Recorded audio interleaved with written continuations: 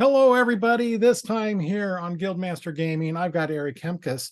And Aaron is quite a prolific game designer, and you might not know him yet because he's just now getting more publicly recognized with his first game coming out, or came out.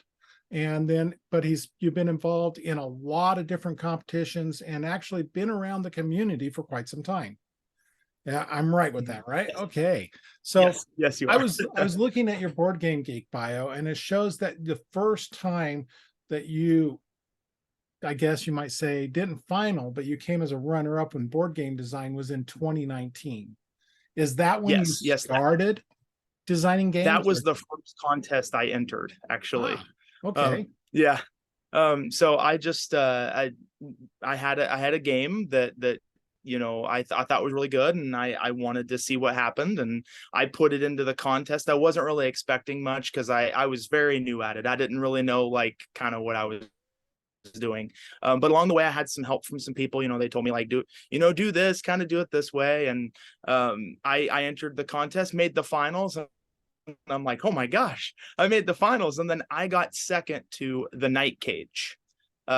So that I consider that most people would be like, you got second. Why are you happy about that? I got second to the Night Cage, which is like a badge of honor for me. The Night Cage is a really great game, by the way. Yeah. Have you played the Night Cage? I have not. You have. Yeah. So Oh, you haven't? I Okay. have not. Yeah, it's really fun to play in the dark with the lights off and flashlights because you're trying to go through this dark area and you illuminate the tiles next to you, and when you move away, the tiles disappear. So we did it around Halloween, me and my friends, and they're like, "Oh, this game's cool." I was like, "Yeah, I got second to this game." So Yeah, I always kind of talk with people that I know because I'm involved in other type of competitions. I go, just being selected, you're a winner. Because when you look at the quality of everything getting to that level, it's pretty amazing. And I mean, I'm looking at you've been an 11-time finalist since yes. 2019. So I mean, that's quite an array of games that you've got there. And from the way it looks, like we'll get into this more in a moment about the Ion Awards. You're two finalists and a winner this past year in the 2023 competition. And I'm willing to bet that's not in the same category for each one.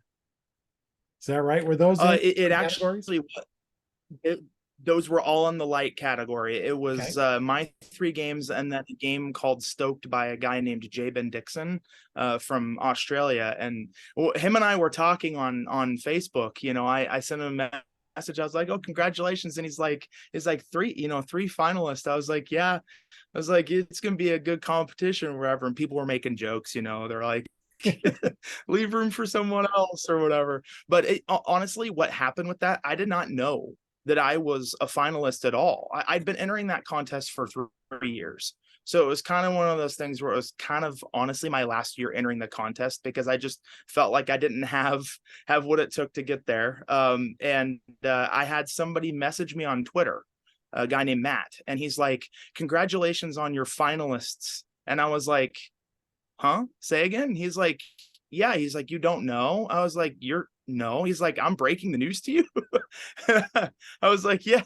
He's like, "You should go check." And I saw the email, and I called my fiance Sarah and my sister Amber, and I'm just on the phone like about ready to cry. That was one of the coolest moments so far.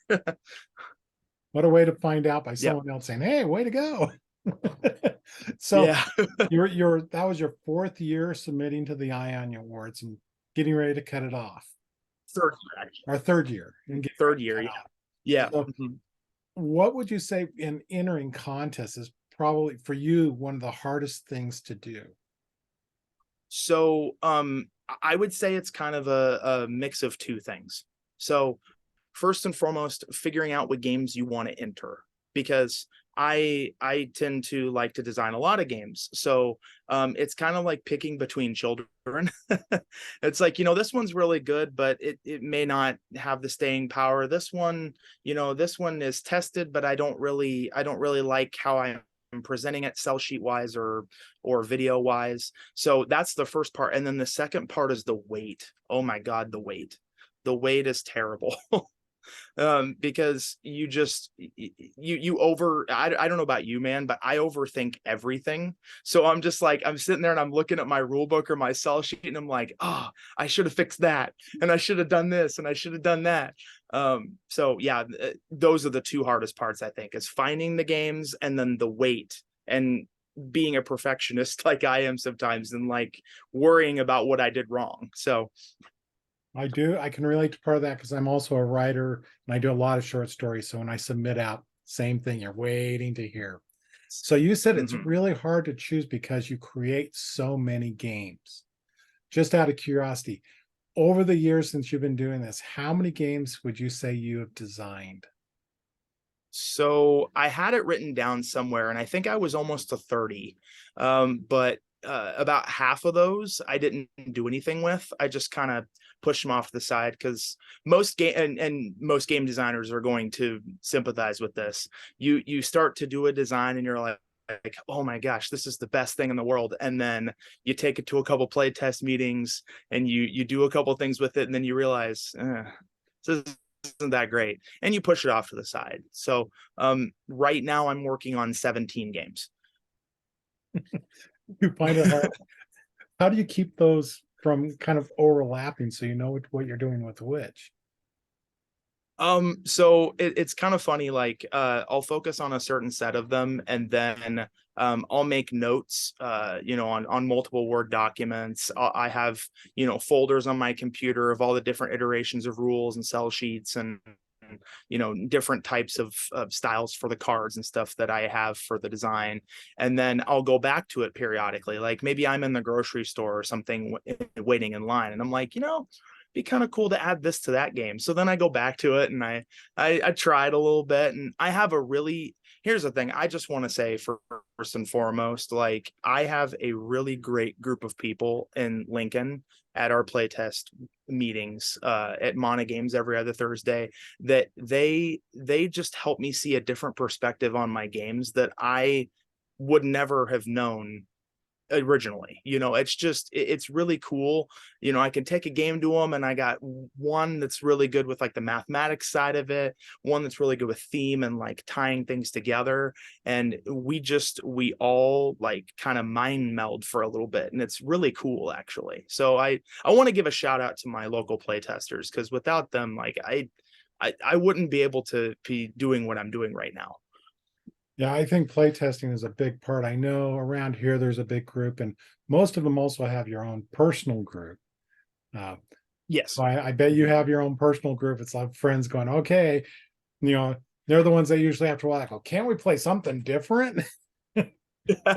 Yeah, play a lot of my prototypes. I actually think between my prototypes and friends prototypes, I think that's the majority of gaming that I do in person now. Mhm. But I do a lot of like online gaming, like through Board Game Arena, playing Jaipur, King Domino, uh can't stop, whatever tickles the fancy, I guess. So but yeah, majority of the time in person is playing, play tested games. And it's cool, but it's also a situation where, yeah, sometimes like I'll be with some friends and we'll be at the playtest meeting, and they're like, okay, this playtest meeting, let's not play those games, let's play like Polish games. And it's like, okay, cool, let's do it. um It's kind of Pan like, Am was one of the recent ones that you just okay. brought out. So Yeah, I was yeah. going to say it's kind of like readers or writers. They say if to be a good writer, you have to read. So, I think the Mhm. same for the game people I know. Every one of them is always looking at the new games coming out. Same way, what's Yeah. happening out there. So, when you are playing those published games that you get a chance to play, what style of game do you prefer to play? So me personally, and I've noticed this with my own designs, I really like drafting and set collection. Those tend to be the two types of games that I always go back to in some way. So whether it's card drafting, dice drafting, tile drafting, set collection in the sense of like, you know, collecting groups of things or matching things. I tend to really like those styles of games because they kind of tickle a part of my brain that I like. I like that challenge. You know, a very good example is a game I'm playing right now a lot, and the game that I've been playing for a long time, and that's Jaipur. I have a couple games going on Board Game Arena right now, turn-based of Jaipur, and it's one of those things where it's just like it's such a quick, simple, short game, and there's so much involved. There's so many things you can do in that game for such a simple rule set. And those are the types of things when I'm looking at published games, I look at those types of things like how can I make something a simple rule set and increase the strategy? Yeah. I laugh because I've actually done that as a reviewer. I tell people I usually find the best strategy games are the ones with the simplest rules. Yeah. Because then you start to see how the strategy develops as you're playing it. You're going, oh, wait a minute. What about, you know, Yeah. and those that have the thick books and everything, it's like, oh, everything's pretty set of what you can and can't do. And so and it's interesting you say that too, because, you know, I think one of the common misconceptions in the industry is that something has to be super complicated to be fun. And not that, you know, super complicated games aren't fun. I mean, look at games like, you know, Lost Ruins of Arnak, Dune, Ark Nova. I mean, those are all really popular games and they're good games. But the thing is if you really want to have widespread appeal, not that those games are bad, it's just the widespread appeal comes from more of the games like Azul, where, you know, and Azul Summer Pavilion really built upon that, where it's a little bit more, but it's still you know, easy enough for the general public to pick up. And those are your long-lasting games, not because necessarily they're better than other games. They're just an easier entry to them. So I think gateway games are really important. Yeah, it's kind of like I was talking to a friend. I said, there is a reason why Settlers of Catan still sells games. Yep. You know, it's a gateway game to many others, but yeah. And it was sad to hear about the passing of the designer. I mean, he literally changed everything. I mean, we owe all of we owe the fact that we're even sitting here talking about games to him and Catan. And even like Alan Moon with Ticket to Ride as well. I mean, those games kind of started to get people back into things. Carcassonne, you could say Carcassonne as well. Yeah. Dominion. So, but yeah. So you've been developing games now for at least 4 years from what we've seen from your first contest entries. So how long have you actually been toying with creating your own games? So about 5 years, actually, 5.5. It's kind of funny. Believe it or not, there was a point where I didn't like board games a long time ago. And it's kind of funny because like when I was a kid, according to my sister, I created this game called Oops, You're Dead, where every space was Oops, You're Dead. And I thought it was the funniest thing, apparently. And then after that, not really much. I mean, like my dad and I played chess here and there and some checkers, and we played Scrabble on New Year's Eve. But like it was kind of one of those things where I didn't really realize I liked board games until about 7-8 years ago. And then at that point, I started to think about it, and I'm like, you know, I wonder if I could create my own game. Like I wonder, I think that's how all game designers start out. They're just like, I want to create something I haven't played, something that I think would be fun to play. And that's how it started for me. I mean, my first couple were not great. You know, they're just, you know, little experimental things. And I jumped the gun and I tried the Kickstarter thing without the research. And I would say that's my biggest regret. I wish I hadn't done that, but at the same time, it helped me learn. Help me learn like what I shouldn't do, how important it is to have fleshed out ideas, and how much I don't want to self-publish. Much love to Benny. Much love to Benny on that. I that's not for me. So we'll kind of touch on that. Benny is with Roll and Write Revolution, and that's your first game that I've reviewed. and I'll Mhm. put a link of that review and the notes for this, and that is Cool Cats. Yes. So you want to talk a little bit about the process of how you got in, how you and Benny met on this game, and where, you know, because I see Cool Cats was actually where that was from a few years ago. Yeah, Mhm. from 2020 is when you had that Yeah, and in Game Design Lab. yep, Board Game Design Lab. It was the last year Board Game Design Lab did their contest, and I was a finalist for Cool Cat, and now it's Cool Cats, but at the time it was Cool Cat, and it had 10-sided dice, had 15 of them.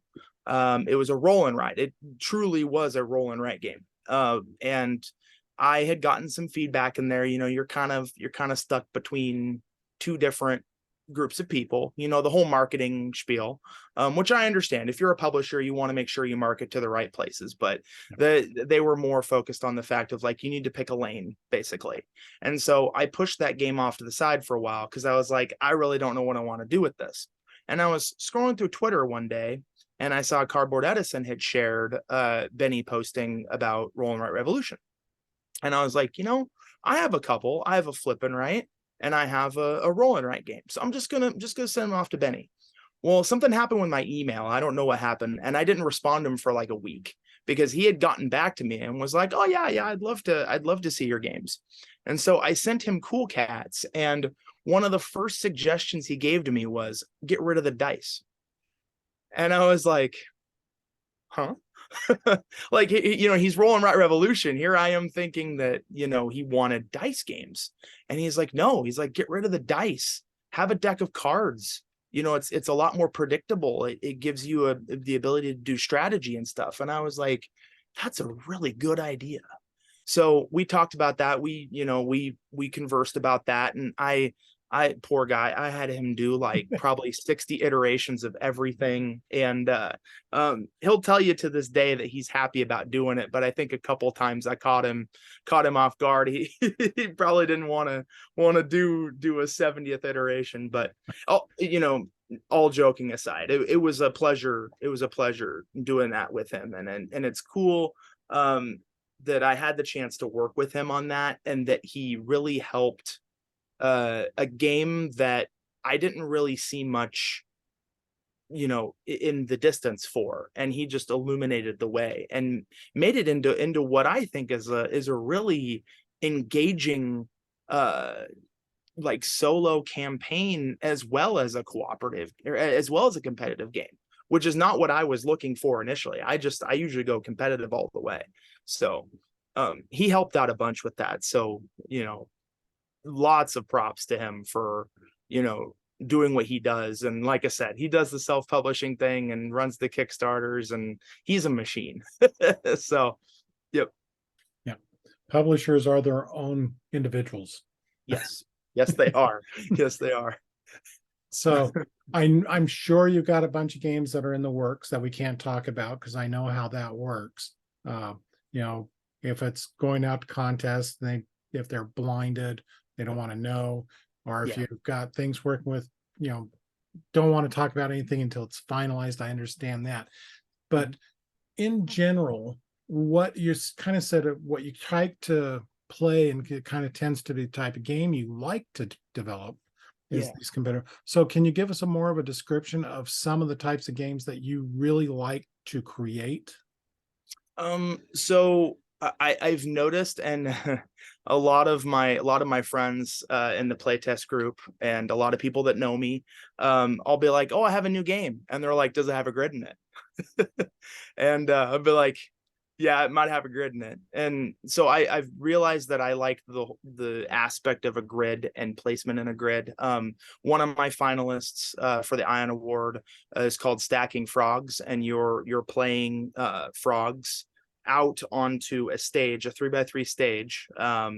And it's like a frog circus, and you're trying to make it the best in the world. And so you can either play the cards adjacent or touching corners, or you can stack them, but you have a 3x3 grid of cards.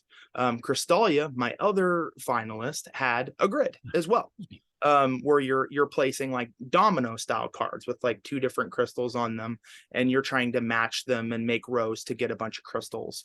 And so like most of the games that I do are grid based. So I don't necessarily gravitate towards great grid based games, but I tend to make them, which is kind of interesting. But like I said, drafting, set collection, hand management is fun. Hand management is great. I really like games where you have to kind of decide what you want to do in your hand. That's part of the reason why I like Jaipur so much, is because Jaipur is a game where you don't want to get it very close to 7 cards, or you won't be able to barter for things in the middle. But you also want to collect large sets of things. So it creates this kind of dilemma of sorts. Anything that has like a strategic dilemma with a lower amount of rules and an easy entry is something that I want to create and something that I want to play. But I've noticed, there's a lot of, unfortunately, there's a lot of stigma against like abstract and gateway games right now. And I don't know if that's the oversaturation of like Kickstarter and everything. But generally Kickstarter tends to be more like advanced games, like with minis and stuff. So I've ran into that a bunch, where it's like, oh, it's an abstract gateway game, but that's generally what I like to make, are things that you could sit down with a family. You could sit down with, people of all ages and play. Okay. So I'm sure, like so many of us other artistic types, you have a day job to fund all this.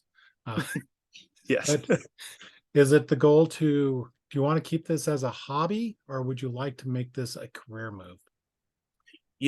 It would be, so I work computer repair right now. And I also help DJ karaoke weddings and events and stuff. So I work 2 jobs, and I generally work anywhere between 50 and 60 hours a week. So, fitting game design in there is not very easy. So, to be honest, for me, I would really like, I know that the odds of being able to make it a full-fledged career are small, unless you can really get some hits and build up a following of people that want your games, publishers that want your games. But it would be really nice, I think, to move away from the 2 jobs thing and be able to be more creative, because I don't get enough time to work on games like I want to. And I think of it sometimes, I'm like, if I had more time to work on games, like, what could I create?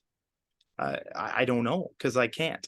So, but yeah. But as with everybody, I mean, everybody has their own day jobs. Like there's a designer from Sweden, Eric Andersson Sundin, I think is how you pronounce his name. He did Whirling Witchcraft. And from what I've seen, he's a very smart scientific person. So I mean, we all have like our callings of like what we want to do for a career. And then I think game design is something that we all hope and aspire to make more of a bigger part of our lives. Yeah. So kind of going a little bit off that, besides the Funko Pops in your background there, are there other is there other things you like to collect, or hobbies you have that kind of help break that monotony? Well, it's kind of funny that you mentioned this, because behind me are actually my sister's Funkos that she collected. Oh, nice. Cool. That was given to me because I'm a horror writer. So they gave me Cthulhu. Honestly, if you look into him as a writer and just like his life, it's very, very interesting. What he went through, how he was, and Cthulhu's just stands the test of time. So, okay, I'm going to give a little plug. We're not supposed to plug this yet, so nobody's heard this. Have you ever heard of FanX out here in Salt Lake City? Huh. It's a pop culture. It was the one that went to the courts with San Diego Comic-Con because of name. And I actually didn't know about that. Yeah. It's a big one. It was actually they used to call it the Salt Lake Comic-Con. And it was the largest inaugural Comic-Con event ever held. Oh, wow. So this year, I've got a publisher. I'm going to be representing the game side and writing some of that. And I've got a publisher writer, a writer who was a Dragon Con finalist with her horror, another author who has like 20 books, the Film Quest Film Festival, which is like 80% horror films. and Oh, we are going to be discussing H.P. Lovecraft's writing influence on modern day horror stories. wow. So, That sounds really cool. I bet you're gonna have a blast, I bet. so that was okay. Now I'm promoting myself, and we're here to talk about you, not me. That's So, okay. That's okay. That's cool. And I think that those just going off of that for a couple seconds. I mean, if you think about it, HP Lovecraft, um, there's a lot of elements of those types of things in modern like extreme fantastical horror or yeah, like paranormal horror. And I think that's really cool. I read about him, and I was fascinated just by his story and his life in but it also, general. yeah, it also has filtered over into the gaming community in a lot of it too. There's Hmm. a lot of games that use the same elements he did in his writing. Uh, some of them just use the thematics, like Arkham horror or Eldritch horror. Uh, Yes. but if you get into some of the others, it's that slow descent into madness, and and that's one of the things he was good at. Uh, Hmm. and that's another part of gaming. So if you really like H.P. Lovecraft, have you done any horror games? No. So that's kind of the thing for me is like I like playing, I like playing more advanced games, but I've found that my realm is easier games. Like easier, more strategic based games. And it'd be cool if a company came to me, a publisher came to me and said, "Hey, I'd like this to be an IP. I'd like us to use this IP, like Lovecraftian horror, or Marvel universe, or what have you." But Yep. I haven't really set out to make anything like that. One of my games that I am still trying to do something with, that a lot of people really like, but it just, unfortunately, I think I just think that the theme might not be there yet for people. Is a game called Cryptid Forest, where you're all these cryptids, and you're in a forest trying to scare these campers away. And there's interdimensional discs, which is playing on the joke that like these like Sasquatch and Yeti and all of them are interdimensional beings. That's why you don't see them. So you can use those to teleport across the board and stuff. So I do like those themes. It's just I never found a way to really fit them in, except for that one game. Have Yeah. you ever read Roger Zelensky in a Unicorn Variation? No. I think with your background in chess and what you're talking about with the cryptids, you might want to check that out. The story is based, it was a winner of some award, I don't remember offhand, but basically this guy starts playing against, I can't remember if he starts against a Sasquatch or a unicorn, but then he starts playing chess, and Zelensky uses a major chess match and actually use that for the moves and how to set it up. And he ends up going back and forth uh, between playing against a unicorn and then playing against a Sasquatch, basically pitting them off against each other. Basically, because they are cryptids coming in from another dimension because of what we're doing to our world. Oh, And okay. he's actually playing chess for the survival of the species on the earth. Oh, that's kind of cool. Yeah. So when you said that, I was going, "Oh wow, that reminded me of a story I read back in the late '70s." that So that's a neat idea, actually. I did it ever become a movie or anything like that? no, it's he didn't have too many turn into movies, but he was quite a prolific short story writer. Oh yeah.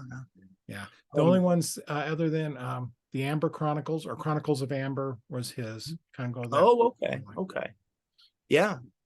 But yeah, just kind of remind me what you're saying. It's cryptids in the forest, scaring away the campers, and using interdimensional portals. It was like, oh yeah, okay. That was my sister's suggestion, was the interdimensional portals, because my dad has since passed away, but he was really into the paranormal, like like Bigfoot and stuff. And my sister is very much into the paranormal, like ghosts and cryptids and Mothman and stuff like that. So I was Okay. just like, we have to do a game about this. And yeah. You're talking about some of the horror stuff, but I think you've got some elements right there that you could call on through just your background and Yeah. create some pretty amazing work there. I'm Thank looking forward to it now. I will have to dig deep on that and see what I can do. Okay. So what other things do you like to do? We kind of got off on sideline there of horror and your sister's uh, collection behind you. But what do you like? What do you like to do to kind of unwind and to kind of So free up the yeah, mind? for me, I'm a big sports fan. So majority of my time, aside from working on game design or working or whatever, is usually watching sports in some way. Like the only sport I really can't stand is hockey, which is funny because I'm a huge soccer fan. So like the US national team, they're playing tomorrow in the Gold Cup against Panama. I don't know if anybody likes soccer watching this right now, but that game against Canada a couple days ago was insane. I don't know how much you know about soccer, but it literally went to extra time. Then it went to penalties, and the ref on the sideline got kicked in the face with the ball at the very beginning of the game. So they had 10 minutes of stoppage time at the end of the first half. And it's just like my sister and I are sitting here watching this crazy game, and the United States won, and it was a great night. Would have been bad if it hadn't. But yeah, generally watching sports, soccer, football, baseball, basketball. I'm a Husker fan. I'm from Nebraska. I mean, we bleed red. We bleed Husker red. And so Sporting Kansas City is my soccer team. Golden State Warriors in basketball. And I found myself being drawn to Australian rules football and ultimate disc league. So yeah, I dabble in a lot of different sports watching just because I think it's the competitive aspect, and like being a game designer, watching these games and stuff play out, it's kind of like trying to figure out the algorithm, what's going to happen, like the momentum, how it shifts and stuff.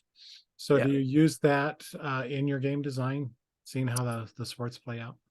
So it's kind of interesting that you say that, because I guess you could say that maybe I do. I have a friend at the playtest meetings who is very much about like the game theory side of games, and he can bring out different perspectives in that. His name's Matt Greenleaf, and he's kind of brought me into that whole game theory thing, and I realized that would have been a really fun thing to study in college or whatever, but I never even thought it'd be fun at the time, and now I'm kind of kicking myself because it's like you watch a sports game, for instance, and momentum is the craziest thing. Things can change so quickly. You think that a game is in the bag for a team, and then a couple different events happen, and then everything changes. And if you apply that to game design, that's where you start to create what people would call like catch-up mechanics, or asymmetry, where this specific thing can lead to a shift in the momentum of the game and make it more fun. So yeah, I suppose you're right. I guess that is something that I've noticed but never really realized. Okay, some good things. So there's, how do you feel about just the common aspects of the industry? Do you think that it's going in a good direction for what you like to do? Um, so I have mixed feelings about that. The community as a whole is really great. And I have met 99.8% great people. And they've been helpful. I had a former Ion Award winner, Carlos Flores, with his game Clima. He gave me advice before the Ion Award finals. There's so many people in this industry that are willing to take the time with nothing in return to be able to help you. And I think that that's amazing. Benny is a great example of that too. But on the flip side, I kind of feel like being a designer and being a creative is kind of a scary thing right now because of two main reasons. AI first and foremost, which that could be a whole podcast. The advent of AI and how it could affect illustrators. People can just type in some stuff on Midjourney and put an illustrator out of a job. Or the fact that there are people that are trying to use Chat GPT to create game designs. Right now, we're laughing because it's silly. There's like paths that go to nowhere and cards that are drawn from a deck that doesn't exist. But as time goes along, that could potentially put us game designers out of a job, because we can't create things as creatively as a machine that's getting thousands of inputs from a second from a learning module. Or learning language model.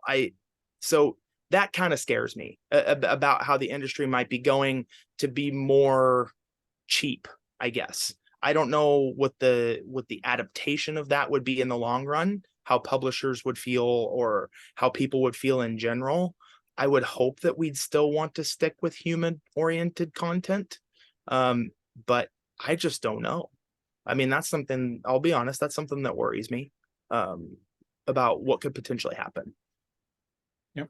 So you already answered one of the questions I usually ask, and that is about self-publishing. You said, nope, don't want to do it. Yes. So Yep. kind of going on this, now that you've got a few games under your belt, you've won some awards, you've become a finalist, and you've now got a published game. To someone that came to you asking for advice, saying, hey, I want to do game design, I want to take this on as a career, what advice would you give them to get started? The first thing I would say is you are your biggest critic always. There will never be a bigger critic of yourself than you.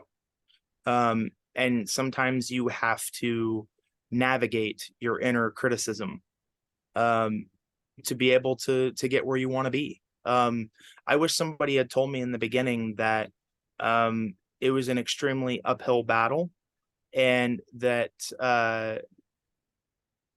continuing to try is only going to better yourself. Because I got discouraged a lot. There were a lot of times where I was going to quit. Before actually 2021 was, kind of in the middle of COVID and everything. I thought, you know what, I don't know if I want to do this anymore. It's just, I don't know if it's for me. And I had some people give me some really good advice, and they said, you're your own greatest critic, and you have to be kinder to yourself, and you have to see the value in your stuff, because there's nobody that's going to advocate for yourself or your designs more than you. Nobody knows it like you do.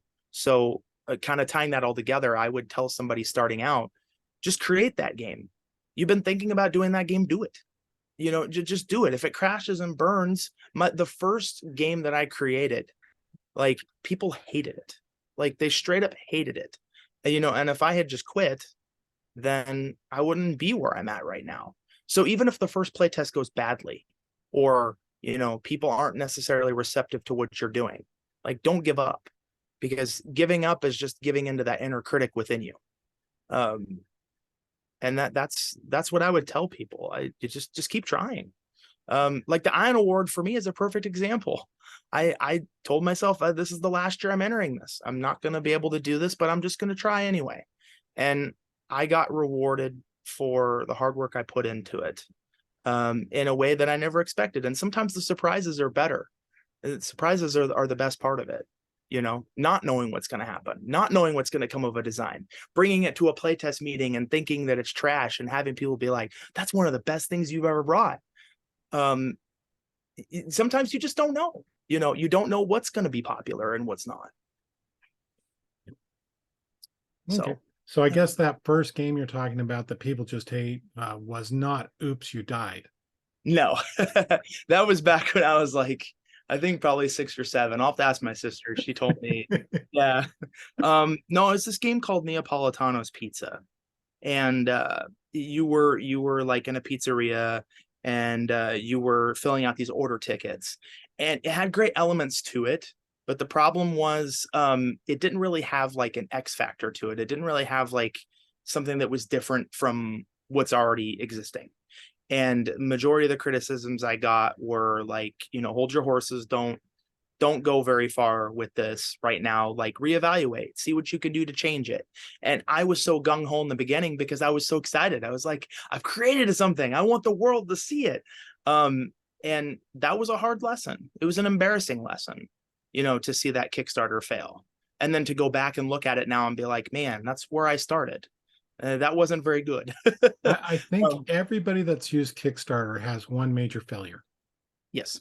I mean, Yeah. it's just everybody I've talked to has had at least one where they've just went, wow, that was just so bad.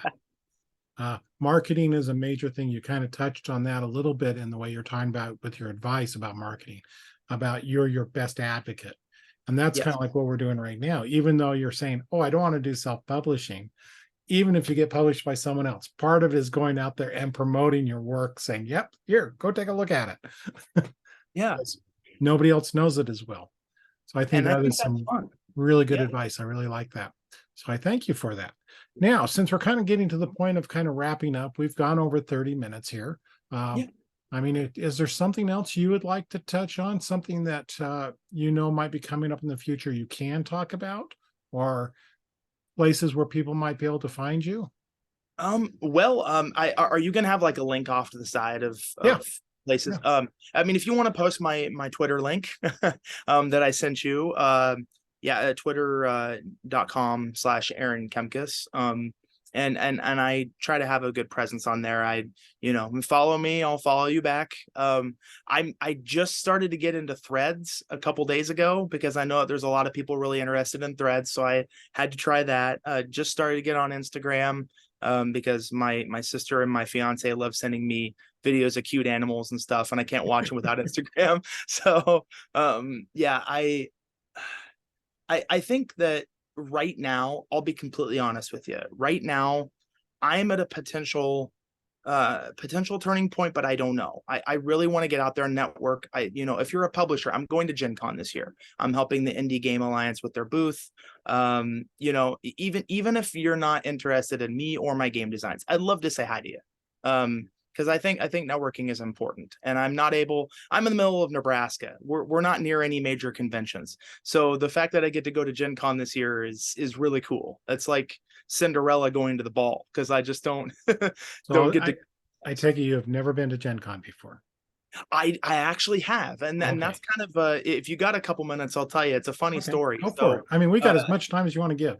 okay, we have a game convention here in Nebraska, and there's a lot of great game designers and things that are coming out of the Lincoln and Omaha area that people may not even realize. Mintworks, Justin Blasky, Marcus Ross did that Lord of the Rings game that's in Target. It was #1 on the BGG hotness. We have quite a few people around here, and our convention has finally grown to the point where it's, you know, out of like a little tiny center and into a hotel, and it's covering like 2 or 3 floors, which I think is cool.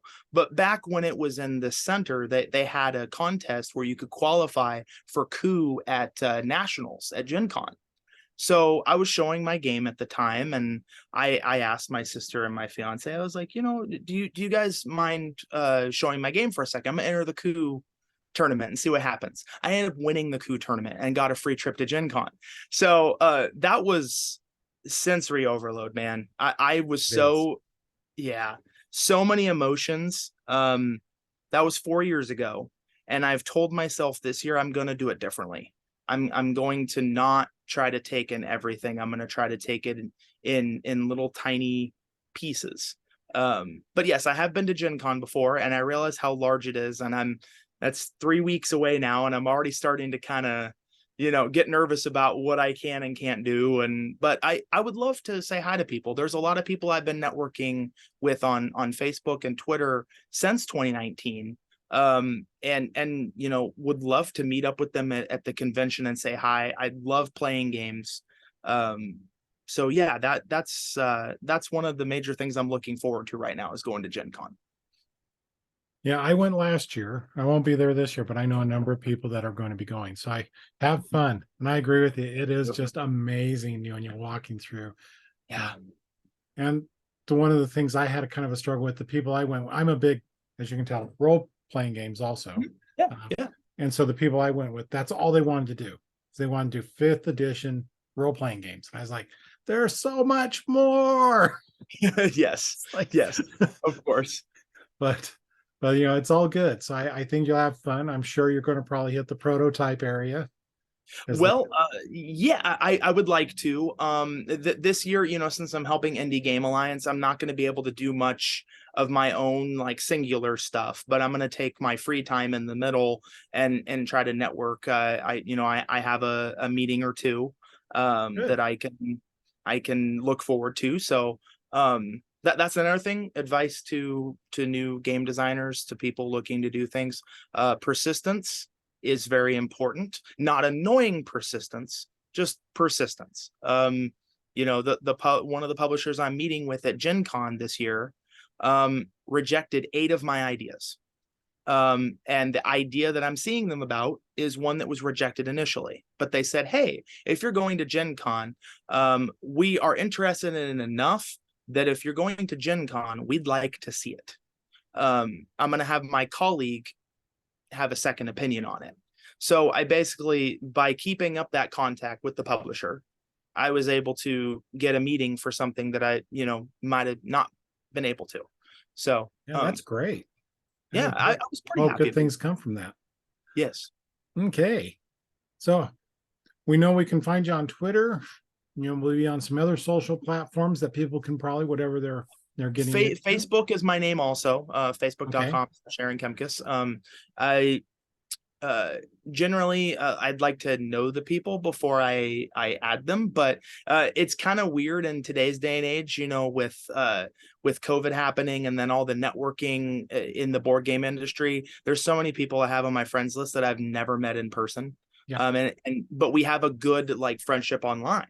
So yeah, I mean, seek me out, send me a message, say hi. I'm always down to talk board games, play on Board Game Arena. I'm actually I got to give a shout out to this guy because his name's Gray Baker. He's got a game coming out on Kickstarter soon.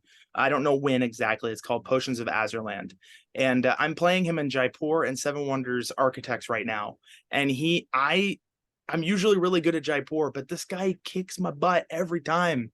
And so I look forward to getting my butt kicked at games. If you want to play me on Board Game Arena, get on, say hi, maybe we'll play some games.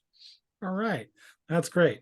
So, well, I guess we'll just go ahead and wrap this up. We'll thank everybody for coming out and joining us with Aaron Kempkes. And I think this has been a great discussion about your abilities of designing games and some advice of how to go about doing it and what the whole kind of process kind of involves. A lot of people do that. His latest and his first game out is Cool Cats, and that is through Roll and Write Revolution, and we'll have a link there. It's along also with the links where you can find him on Twitter. So if you like what we're doing here, I ask everybody, please, subscribe, like it, share it, because the more subscriptions we have, I know a lot of people say, oh, but you make money at it. It's true, but it also gives us a lot more credibility where we can have different guests on. So please do that for me. So thank you again, Aaron. As we wrap up, any final words you'd like to tell people? I always take a few minutes to just say how thankful I am for the people in my life that help me. And I always forget some of the people's names, and then I add them in later when I do something else. But I'm just gonna say so I don't sit here and waste 5 minutes just saying names.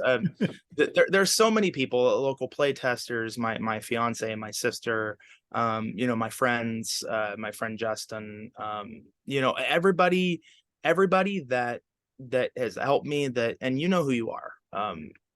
Everybody that's helped me, I just want to thank you for everything you've done, because there's a lot of times where I've wanted to quit, and they kept me going, and I'm enjoying seeing how things are gonna progress and go, and I look forward to talking to more awesome people like you. Thank you for having me on. Thank you.